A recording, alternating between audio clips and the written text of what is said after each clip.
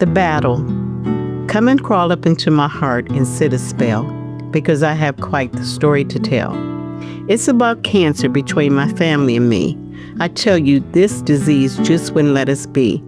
It took my dad in 1984, and it came back from my brother in 1998. Then it claimed another brother in 2013. This cancer is vicious, and it is truly mean. My heart was broken as I was deep in despair. The disease doesn't discriminate. It simply doesn't care. From the minute she could walk, she was dribbling with both hands, and she was like very good. And her basketball, she would score anywhere from 20 to 30 points a game. I mean, she couldn't miss. And all of a sudden, it was like she was a little bit off. And then I think in March, she started like having these headaches. All I remember is like her throwing up, getting sick. And I looked at Nikki, and I was like, just take her to the ER. So they went to the ER. And then we got the worst phone call you could imagine. And they found something in her brain. At that point, we had found out that it was cancerous. So they did another MRI, and lo and behold, it had spread to her spine. It was life-changing at that moment. I was walking to the bathroom one day, and that's when I noticed my foot was falling. And I knew from reading that was dropped foot, and that's bad. So I went, and they had me in the MRI within an hour when I got there. And there was no glamorous, sit us down. You just said, well, we're gonna get you up to the cancer floor. And I'm like, the what? He goes, the cancer floor. I'm like, is that what we're talking about? And he goes, well, there's only so many things this could be, so. And I said, am I treatable? And he goes, well, yeah, but you should also just prepare yourself for the worst at this point. At first it was supposed to be a lumpectomy, and then they realized it was, almost like my entire breast, and I was definitely scared. And also sad, because I felt like it was the middle of my kids' childhood, and I didn't want them to remember that. So that was a hard summer. It was like a snowball effect for us with the whole diagnosis. And on top of it, we're trying to keep our family together, our mental state together. And at that point, I think we were just pretty all mentally burned out, physically burned out. We lived in a hospital for 4 months. And then shortly after that is when we actually started the services at Stewart's Caring Place. One of my first visits to Stewart's Caring Place was to get a wig. After my first chemo session, I had already started losing hair. The Stewart's Caring Place volunteer helped me. She was so patient. I must have tried on 20 different wigs.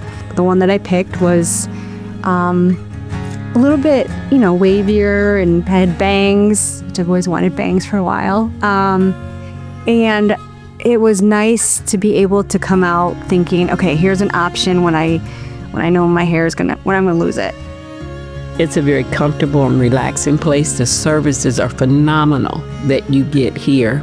Massage, healing touch, Reiki, yoga, and of course, the book club. Some of the resources that were really immediately beneficial were some of the counseling services. There's so much focus being placed on the individual going through cancer that I don't think you realize what you're going through as well. So just to be able to talk to someone about that was really helpful. We've all been to counseling through Stewart's, and it's really helpful because they understand. Truly, you can go anywhere else to get counseling, but it's like they really understand the root of the problem. They just have everything you can imagine for every part of the journey.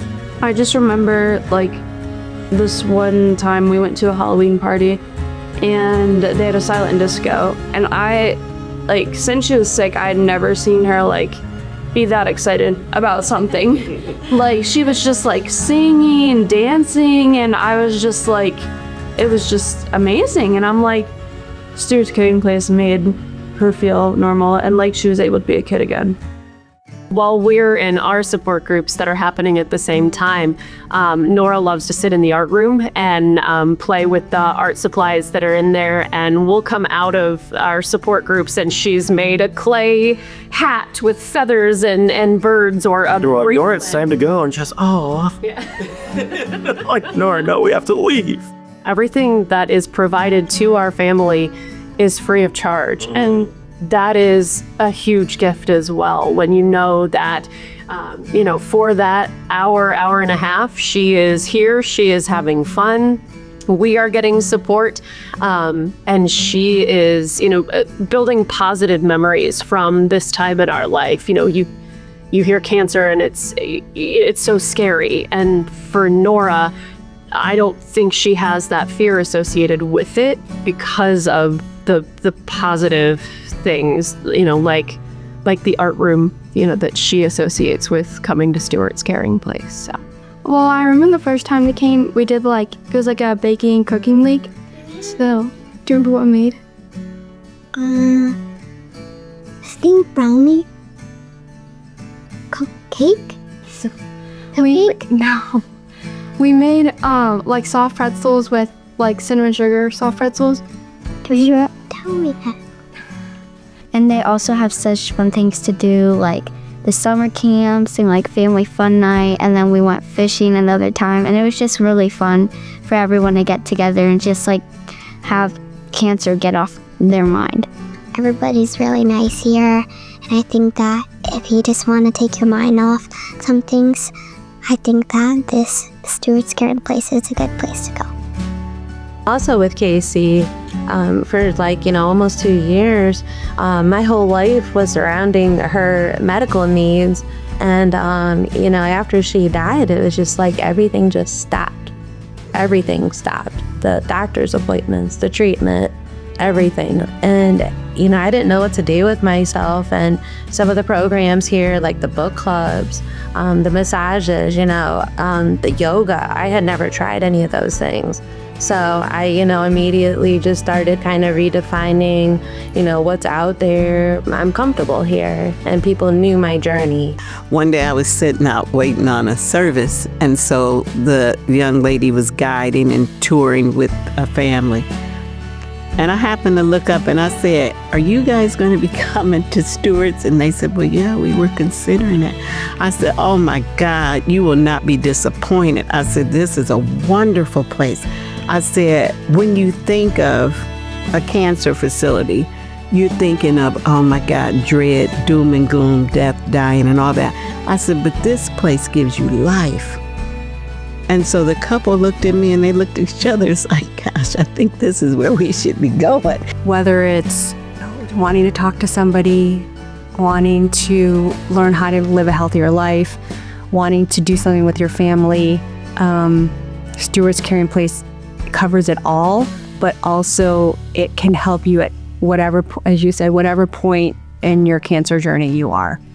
I was apprehensive at first in the beginning that be like, oh, I don't know, do I really need to go do this? Yeah, I did. And I'm grateful that this place exists.